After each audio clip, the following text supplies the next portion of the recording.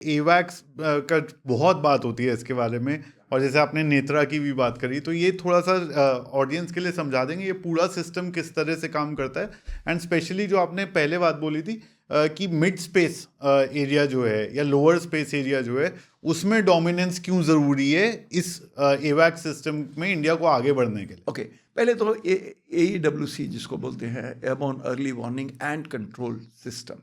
एवैक्स एक specific American and Japanese जहाज को एवैक्स बोलते हैं, बट आजकल लूज लैंग्वेज में सारे उसको एवैक्स बोलते हैं, but AEW&C is the correct word, airborne early warning and control, which means same as what एवैक्स डज।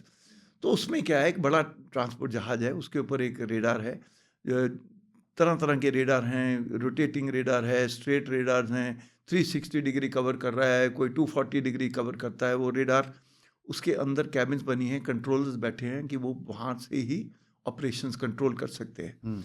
टिपिकली AEWC की रेंज 400 से 600 किलोमीटर हो सकती है। एयरबोर्न टारगेट्स को, ग्राउंड टारगेट्स की थोड़ी कम हो सकती है रेंज। तो इस रेंज में पूरी बैटल स्पेस को वो मॉनिटर कर सकते हैं, कितने लार्ज नंबर ऑफ थ्रेट्स को हैंडल कर सकते हैं, 200 एयरक्राफ्ट के पैकेज को कंट्रोल कर सकते हैं, और सिमिलरली एनिमी की थ्रेट्स जो है, एयरबोर्न थ्रेट्स हैं, उसको हैंडल कर सकते हैं। ग्राउंड मूवमेंट्स को वो देख सकते हैं, इंडियन आर्मी को सपोर्ट कर सकते हैं। उसकी जो बिग पिक्चर है वो IACCS जो है, integrated air command and control system of Indian air force, उसके अंदर जाके मिल जाती है, और वो इंफॉर्मेशन नेवी और आर्मी को भी दी जाती है in real time, so that there situational awareness. Plus उन दोनों ने भी अपने सिमिलर प्रोजेक्ट्स चालू किए हुए हैं। एक ना एक दिन ये सारे प्रोजेक्ट्स इकट्ठे हो जाएंगे, और सारी बिग पिक्चर, सारे सिविल रेडार्स इंडियन एयरफोर्स ने आगे ही इंटीग्रेट कर लिए हैं। तो इस तरह ये जो, और AEWC का एडवांटेज है वो हवा में बैठा है, और हवा से रेंज बढ़ जाती है, उसकी range, line of site radar की जो होती है वो बढ़ जाती है। सैटेलाइट्स भी अब बहुत हो गई हैं, मतलब स्काई तकरीबन 25-30 हज़ार सैटेलाइट लाइव चल रही है इस टाइम पे, और नंबर्स बढ़ते जा रहे हैं, लाख हो जाएंगी, जगह नहीं मिल रही है पार्किंग के लिए वहाँ सैटेलाइट्स के ऑर्बिट लेने के लिए। तो वहाँ पे जो सैटेलाइट लो अर्थ ऑर्बिट में चल रही हैं, वो आपको घूम घूम के उसी इलाके पे आ रही है, आपके एरिया में। अब जो चाइना वगैरह है, अमेरिका में, उन्होंने, उसके पास इतना पैसा, इतनी ज़्यादा सैटेलाइट चला चुके हैं कि वो तकरीबन सारे एरियाज ऑफ इंटरेस्ट में ऑल द टाइम उन्होंने कवर किया है। हमारे पास जो सैटेलाइट्स हैं ग्रो कर रही हैं, स्पेस केबिलिटी बहुत है, मगर हमारी number of total satellites are still much lesser. Still we may be number 4 or whatever in the world, but we, for a country under threat, we need many more satellites. हम चाहते हैं कि पाकिस्तान और China border के deep तक हमारी coverage all the time हो, या ऑल द टाइम नहीं, हर 2-3 घंटे के बाद तो जरूर हो। वो आज के दिन में नहीं है, 1.5 दिन है, या जो भी है, फिगर्स बदलती रहती हैं। तो मेरा कहने का मतलब है वो सैटेलाइट्स, और वो भी IACCS के साथ जुड़ा है, AEWC भी IACCS का, सारे ग्राउंड रेडार भी जुड़े हुए, सारे मिसाइल सिस्टम भी जुड़े, सारे एयरक्राफ्ट भी जुड़े हुए, सारे एसेट्स आपके उसके साथ जुड़े हैं IACCS में। उनको सारा कुछ पता लग रहा है, वो जहाँ भी बैठे हैं अंडरग्राउंड या जहाँ भी। तो ये तो रहा as far as near space. क्यों? देखिए, high altitude surveillance balloons, HAPS जिसको बोलते हैं, हाई ऑल्टीट्यूड प्लेटफॉर्म्स आ गए हैं, जो उस लेवल पे UAV टाइप अनमैन्ड उड़ेंगे सर्विलेंस के लिए। वो देखो, तो यानी वो एक तरह से एयर्स में स्टेशन बन गया आपका। नियर स्पेस है ना। 70,000 फुट से लेके आप कह सकते हो कि 100 किलोमीटर जहाँ से रियल स्पेस शुरू होती है, इसको नियर स्पेस बोलते हैं। बस नियर स्पेस में बहुत कुछ है। कल को हाइपरसोनिक जहाज जाएंगे इसमें, एक दिन एयरलाइनर जाएगा इसके अंदर, कितने ही अब प्राइवेट रॉकेट भी चल रहे हैं।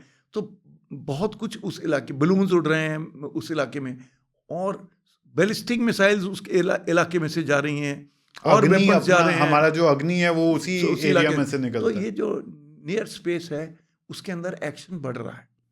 सी, फिजिक्स डिफरेंट है, एयर की फिजिक्स डिफरेंट है, स्पेस की फिजिक्स डिफरेंट है। जो नियर स्पेस है उसमें एक मिक्स्ड कंफ्यूज्ड फिजिक्स है, तो एस्ट्रोनॉमी। तो उसमें भी काम हो रहा है, और न और चीज़ें उसके अंदर आएंगी। नियर स्पेस में कैपेबिलिटी हमारे को बढ़ानी है। जो सैटेलाइट 100 किलोमीटर जा रही थी, वो कोशिश कर रहे हैं उसको 80 पे ले आए, 70 किलोमीटर पे ले आए, ताकि और बेटर लाइन ऑफ साइट मिल जाए। फिर छोटी छोटी सैटेलाइट्स आ गई हैं। अब तो क्यूब सैट्स आ गई हैं, बड़ी छोटी छोटी है, इतनी इतनी साइज की हैं। सर PSLV ने जो है 104 सैटेलाइट लॉन्च 104 जो जितनी छोटी सैटेलाइट्स होंगी, छोटी है, सस्ती है, जल्दी बनती है, ज्यादा क्वांटिटी में रख सकते हो, स्टैंड बाय पे रखते हो। सैटेलाइट ऑन डिमांड एक कॉन्सेप्ट है, मतलब मेरे को सैटेलाइट अभी चाहिए तो क्लाउड सर्विस की तरह मिल जाती है, एकदम मिलेगी आप। तो मेरा कहने का मतलब है कि ये बदलाव आ रहे हैं। स्पेस को डोमिनेट करना बहुत इंपॉर्टेंट हो गया है। अमेरिका, चाइना, रशिया बहुत आगे हैं, इंडिया कैचअप कर रहा है और तेजी से कैचअप करने की ज़रूरत है। और वेपनाइजेशन स्टेट आज के दिन में कैपेबिलिटी हमारे पास भी है, हम भी न्यूट्रलाइज कर सकते हैं। सैटेलाइट हमने डेमोस्ट्रेट कर दिया है, उससे पहले बाकी इन तीनों कंट्रियों के पास भी कैपेबिलिटी है। तो there is weaponisation of space taking place. Certainly space के एसेट्स को न्यूट्रलाइज करना ज़रूरी हो जाएगा, क्योंकि वो डायरेक्टली इट्स लाइक AEWC को अगर न्यूट्रलाइज करना है तो कुछ सैटेलाइट को भी करना पड़ेगा। अगर आपको डोमिनेट करना है, उसको ब्लाइंड करना है। हाँ। अब उसको कैसे न्यूट्रलाइज करते हो? यहाँ से लेजर्स के साथ उसको ब्लाइंड करते हो, या उसका कुछ और इलेक्ट्रॉनिक्स बर्न कर देते हो, या उसको फिजिकल किल करते हो by kinetic means, by firing something at it, whatever. या उसको ग्रैब करके, जैसे चाइना के पास कैपेबिलिटी है कि वो जाके ग्रैब करके उसको फेंक देगी सैटेलाइट को। ये कैपेबिलिटी है चाइना के पास? ये तो सबके, अमेरिका के पास भी है और इंडिया भी डेवलप करेगा एक ना एक दिन, कि आपके पास एक आर्म होगी, वो जाके उसको सैटेलाइट को पकड़ के किसी और डायरेक्शन में फेंक देगी, तो आउट ऑफ ऑर्बिट हो गया। हाँ, उसको आउट ऑफ ऑर्बिट, या वो जमीन पे गिरेगी या कहीं और घूम जाएगी। तो मेरा कहने का मतलब है कैपेबिलिटीज इन स्पेस बढ़ रही हैं और बढ़नी चाहिए। हमारे पास, इंडिया के पास सारी कैपेबिलिटी, हम मार्स पहुंच गए, हम मून पे पहुंच गए, हम सारा कुछ पहुंच गए। इसका मतलब only thing is that we need many more satellites which are planned, but perhaps I as an analyst sitting outside, I'm always in a hurry. हम तो all the time चाइना के साथ कंपेयर करते हैं, हम चाहते हैं जो भी करना है जल्दी करिए।